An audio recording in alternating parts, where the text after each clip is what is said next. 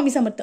उद्या आला आहे गुरुपुष्य अमृतयोग. महिलांनो, उद्या कोणी कितीही एक वस्तू मागू द्या, चुकूनही कुणाला देऊ नका. अगदी एखादं तुमचं नातं चांगलं असेल, ते खराब होणार असेल, किंवा एखादी चांगली मैत्रीण असेल, तिला जर आपण ही वस्तू दिली नाही तर ती आपल्याशी कधी बोलणार नाही.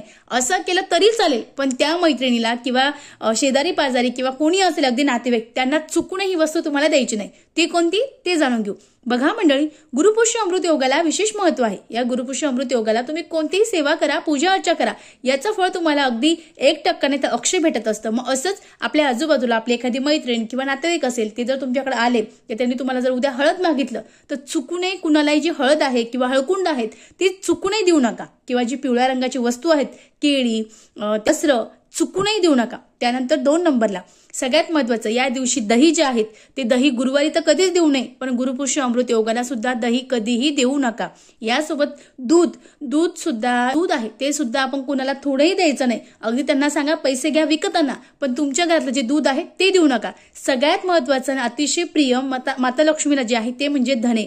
कुणाला जर सांगितलं की मला मसाल्याची भाजी करायची होती किंवा धने लागतायत, तर कुणालाही धने देऊ नका, अन्यथा तुमच्या घरातली लक्ष्मी त्यांच्या घरात जाईल आणि तुमची 100% बर्बादी होईल.